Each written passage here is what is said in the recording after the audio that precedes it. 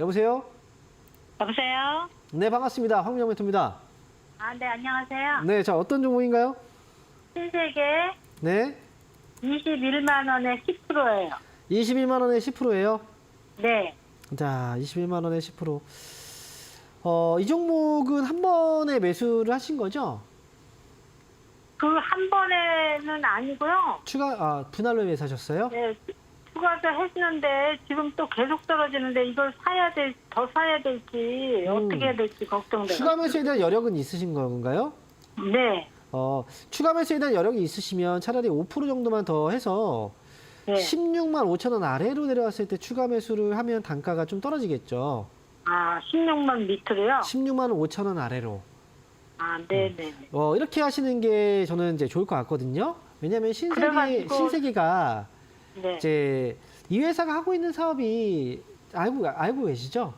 백화점 사업도 하고 있지만 유통 쪽 그리고 우리가 또 이제 면세점 쪽 사업도 많이 이제 차지하고 있단 말이죠, 회사가.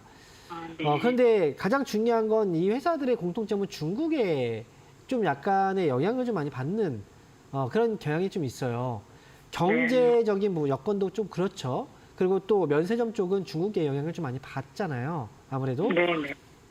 그런데 오늘부터 해서 중국에서 양회를 해요. 대규모 이제 그 경제와 관련된 정책에 대한 논의를 하거든요. 네. 그러면 경제 성장 전망치도 새롭게 이제 제시를 할 거고, 5% 정도로 제시할 거라고 지금 예상을 이제 하고 있는데, 지금 이제 중국 경제가 좀 안 좋은 상황이긴 한데, 그럼에도 불구하고 5% 이상의 경제 성장 전망치를 이제 조정을 한다면, 그만큼 뭔가 부양책을 쓴다는 거잖아요. 네. 그렇게 되면 이제 조금씩 다시 또 관심을 가질 시기가 오게 될 거예요. 그리고 중국 증시 최근에 굉장히 많이 떨어진 거 아시죠? 네. 근데 중국이라는 나라가 지금 많이 위험하다 이야기를 하는데 그럼에도 불구하고 지금 굉장히 오랜 기간 동안에 성장을 많이 해왔거든요. 중간에 네. 안 좋았던 적도 있었어요. 예전에 중국의 뭐 차이나 펀드 유행했던 적 아시죠? 네. 한때 유행했다가 차이나 펀드가 진짜 박살이 났었잖아요. 네. 그런데 불구하고 그 다음에 다시 결국은 또 중국이 망한다 이랬는데 또 다시 올라갔죠. 그러니까 이런 굴곡들이 계속 있어요. 그래서 지금 중국은 제가 볼 때 중국 뭐 증시도 많이 떨어져 있는 상태고 어쨌든 지금 이제 뭔가 경기 부양책으로 주가 방어라든지 아니면 경제에 대한 성장 이 방어를 해야 되는 시기라 아마 조만간 이런 뉴스들이 좀 이제 나와주면서 중국 증시 반등 나오면 좀 같이 움직이지 않을까라는 생각이 들거든요. 네. 그러니까 순서는 분명히 와요. 그러니까 순서는 분명히 오기 때문에 그래서 추가 매수해서 단가 낮추는 게 더 낫다는 거죠.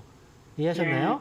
네. 그렇게 해서 가시면 목표 주가는 21만 원까지는 올 수 있을까요? 제 생각에는 이제 21만 원 가격에서 만약에 추가 매수까지 하면 거기서 수익으로 나올 수 있는 거잖아요. 그때 정리하시면 돼요. 네네. 네, 이렇게 감사합니다. 해서 차라리 추가 매수 타이밍에 잡는 게 낫겠다라고 정리해 드릴게요. 네, 감사합니다. 네.